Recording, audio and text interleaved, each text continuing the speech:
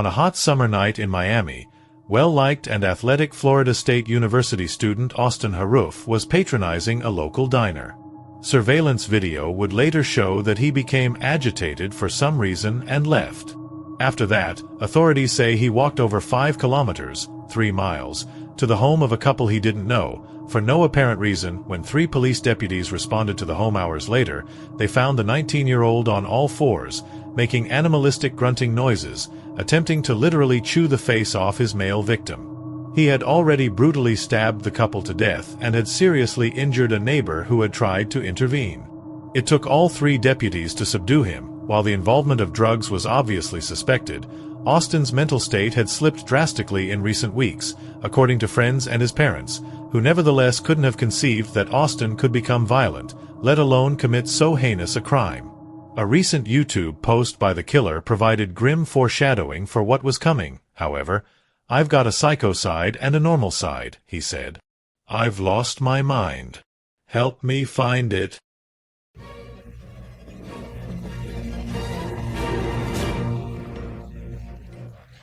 On a sunny fall afternoon in Sacramento, California, passers-by were jolted by what they assumed to be a tasteless Halloween prank. An older woman, dressed in filthy clothing, was shambling aimlessly down the street, carrying a large stick with a human skull on top, which the woman was parading down the street like a trophy. Responding police officers quickly discovered that the woman was homeless and that the skull was real. While understandably horrified, they decided to simply follow her. She led them directly to a former encampment for the homeless, which had recently moved on. In the middle of it was a decomposing, headless body. For days afterward, the area was scoured for clues, turning up nothing. The bearer of the grim totem isn't thought to have been involved with the murder, and thus far, police have been unable to even identify the victim.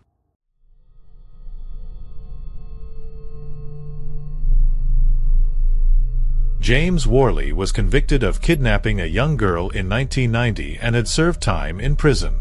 In 2016, he told a court-appointed psychiatrist that he had learned from each abduction he had performed, and that he would bury the next one. This was enough for the psychiatrist to break confidentiality and notify the police. But shortly thereafter, the body of a 20-year-old woman was found 1 county road over from Worley's property in Ohio. That same day, police were searching the property and finding more than they ever wanted to see. In addition to handcuffs, zip ties, and rope, investigators found a hidden room, obscured by hay bales and monitored with a nanny cam. Inside was a blood-soaked carpet-lined freezer which could be locked from the outside, along with several other restraints and blood-stained women's undergarments. While investigators struggle to piece together just how many victims there may have been, Worley currently sits incarcerated without bail, awaiting a capital murder trial.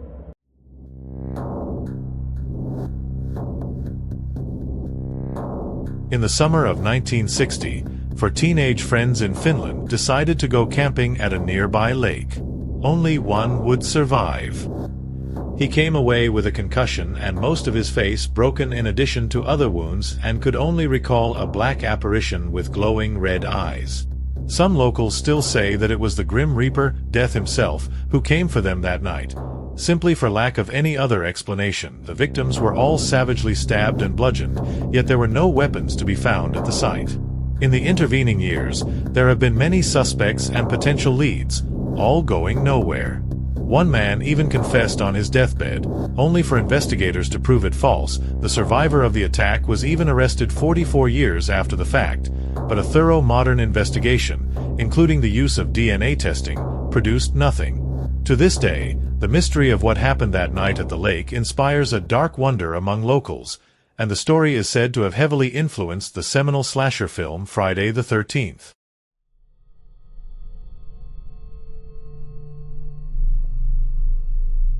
In the wee hours of the morning in Manchester, Connecticut, a woman and her teenage daughter were murdered in their sleep.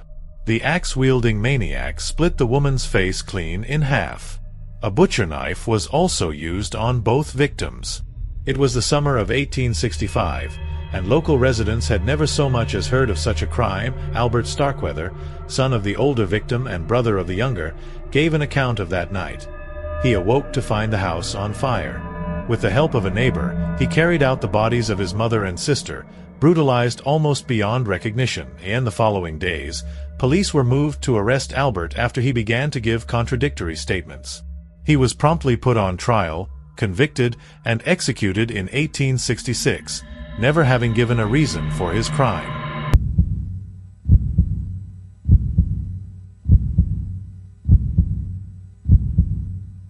Disclaimer: this story was based on true events that have happened to me. Everyone has that eerie sensation sometime in their life. Some are able to explain the phenomenon, while others can't. It's that feeling of someone or something watching you. It's that unknown experience when either dread or curiosity can get the best of you. You could be quietly sitting at home, earbuds in, and immersed in your technology when it hits you. You look up from your phone to see your parents sitting, watching television, paying you no mind. Your siblings are sitting on the floor, drowned in a video game, but you find no reason for the feeling you just had. Some people brush it off, while others try to rationalize it. On rare occasions, some actually find the true answer. It was a warm day in August, and I was quietly sitting at the window seat inside an internet cafe near my college campus. I had my music blaring in my ears to help drown out the busy customers while I vigorously worked on a research paper. It was close to the end of the semester, so the teacher were piling work on the students to stay on schedule. After about an hour of staring at my laptop, I suddenly had the feeling of eyes on me. Being in a pretty busy place, I didn't really give it much thought. I looked up and didn't see anything out of the ordinary. There were a few men sitting at a table, chatting, other college students making use of the free Wi-Fi, and a woman at the register getting her order taken. No eyes were on me, that is, until I looked closer at the woman. I hadn't looked down to see the little girl tightly wrapped around her leg, probably around 3 or 4. She was looking at me from behind her mother's leg with a strange look on her face. It was hard to explain. Sort of a blank but frightening stare directly at me. She didn't look very well dressed considering she was out in public. She had dirty brown hair that was matted down in random places, bare feet, and a white dress that was stained with dark colors, as if she had just finished playing in a flower bed. I silently smiled at the young girl and waved. After getting no response, not even a change of facial expression, I shrugged and continued working on my laptop. About a minute went by with the feeling of the little girl's eyes on me. I decided to look back up out of instinct, but she was gone. The mother was paying for her food as I quickly scanned the room for any sign of her daughter, as it appeared she didn't realize the girl was gone. After I noticed no signs of anyone younger than me, I quickly walked over to the woman and tried to explain that her daughter was missing. What she said next disturbed me. "I'm sorry, but I came here alone. The little girl hugging your leg, she wasn't yours?" No. I didn't feel anyone on my leg. The cashier confirmed that she came in alone. Shocked, I apologized and slowly walked back to my seat. I had noticed the girl in too much detail. How could no one else have seen that? After being certain the girl was not in the building, I started to rationalize it as just being a daydream that seemed to slip into my reality. I mean, I had been staying up late worried about this paper. I regained my composure and decided to just put it in the back of my mind for now. About 30 minutes went by before the feeling came back. I tried for as long as I could to ignore it, hoping the feeling was just my nerves, but the longer I waited, the worse it got. Eventually, I couldn't take it. I snapped my head up and immediately I was face to face with the brown-headed girl from before. She was now in the seat directly across from me, staring with that fearful look in her eyes. I let out a scream as I tumbled to the ground. I broke the gaze for just a moment to catch myself, but when I looked back up, she was gone once again. The only eyes on me were those of everyone else in the cafe, and the girl was nowhere in sight. Being just as embarrassed as I was frightened, I grabbed my stuff and quickly walked out and back towards my dorm. As I continued down the street, I was still trying to wrap my head around what had just happened, when I suddenly saw her again. She'd be across the road behind a light post, in the back seat of a passing car, even through a window in the back of a shop. She was constantly staring at me, and I just had this feeling she wanted something. A feeling of dread swept over me as I began to sprint and keep my eyes focused on my path to safety. Luckily, I made it back to my dorm without another sighting, and the feeling was long gone. Exhausted from my adrenaline rush, I fell asleep right away. The next day, I woke up to the sound of beating on my door. As I opened it, 2 police officers told me to come with them to the station for questioning. Apparently, a man had been arrested right outside the cafe I was in the evening before. They told me that a group of kids were walking down the sidewalk when they noticed the man sitting in his parked car and fully focused on the restaurant with a large camera. The kids slowly walked by and peered inside his car. Behind the passenger's seat, they could plainly see some nylon rope, a large roll of saran wrap, and the glistening of a large butcher's knife. They quickly walked off and called the police to investigate. When they arrived, police found the objects, took the man's camera, and shortly after, took him in for questioning. The man had apparently been taking pictures all day of girls walking down the street and in the restaurant. The police took out the camera the man had and flipped through some of the man's final pictures.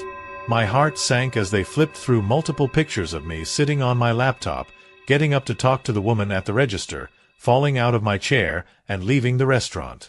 Those were the last photos he had taken before he was caught, and they suspected I was going to be his next victim. They asked about me falling out of my chair, and that's when I revealed the events containing the little girl. I thought they would think I was crazy, but after describing her, the police chief's face went white.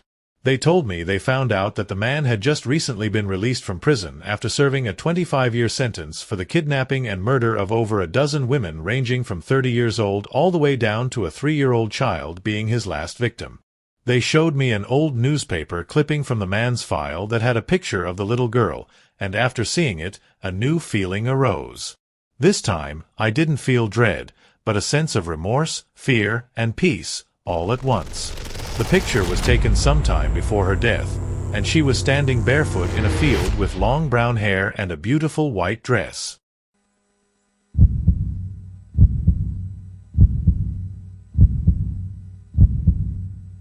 In the late 18th century in upstate New York, a pastor and his family, his wife, young daughter, maid, and himself were all found dead inside their home.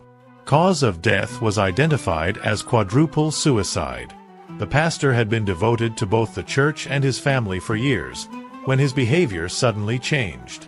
His sermons began spreading fear and paranoia through the town as he claimed that the devil and his demons had infiltrated the town. He even claimed to have heard the voice of the devil inside his home, telling him to hurt his wife or to touch his own child. The voice even told him to kill his neighbors, as they were all two-faced liars who in the end would betray him. Fewer and fewer patrons attended service, repelled by the repugnant and outrageous claims by the pastor. As a result, he locked himself away in his home, forbidding anyone from coming or leaving the small property. One night, horrific screams were heard coming from the lonely property. The pastor was yelling at someone or something, demanding it to leave, while at the same threatening to kill his wife and child. The neighbors, of course, feared for their own lives and refused to check on the family until daybreak. Terrifying growls, snarls, breaking glass, snapping boards, mournful cries, pathetic weeping, screams, and gunfire filled the air for hours, only to become eerily silent in a single moment. The local authorities checked the house and the family, only to find that the house had its doors and windows boarded up from the inside. Breaking down the door revealed a gruesome sight in the small living room. The maid was sitting in an armchair in front of the fireplace, a Bible in her lap and a large knife clutched in her dead hand. The fire had long since died out, leaving a thick pile of black ash that spilled onto the floor onto her feet. The fingernails on her hands were broken, chipped, and a few were even missing, leaving behind painful bloody wounds on the ends of her fingers. She was sitting upright, but her head hung low as her lifeless body remained on display. Her throat had been cut from ear to ear. Her dark red blood ran from her slashed neck and down her blue dress and onto the Bible. Bloody, massive handprints stained the walls, the floor and even the ceiling, as if someone had been playing in her spilled blood. The blood trail didn't stop in the living room. Blood was found smeared on all the walls of the house. Deep scratch marks marred the doors and the large boards that covered all exterior doors and the windows. The marks didn't look human save for a single board which contained the fingernails of the maid, who was unable to escape the house. Walking upstairs, the authorities discovered the body of the wife in the master bedroom. She was hanging by her neck in the closet doorway. Her face was frozen in horror as dried tears stained her face.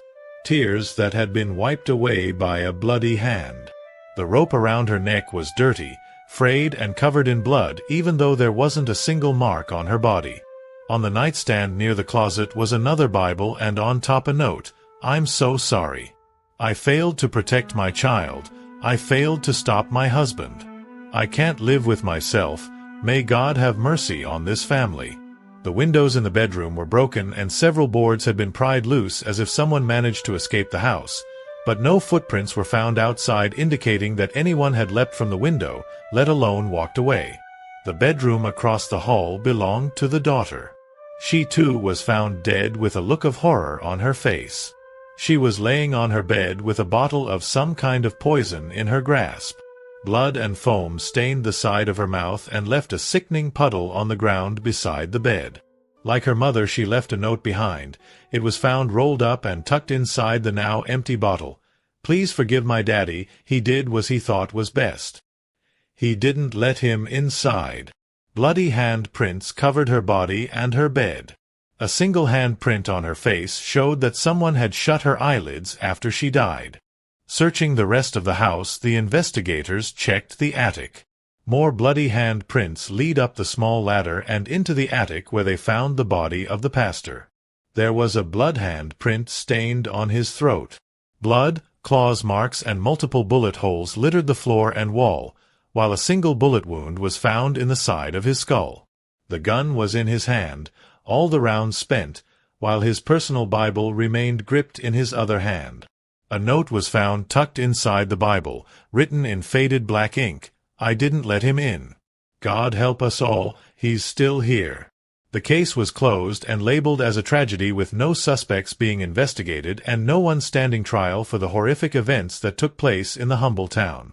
Years went by with little to no activity on the property. The entire town feared the now deserted home and refused to approach.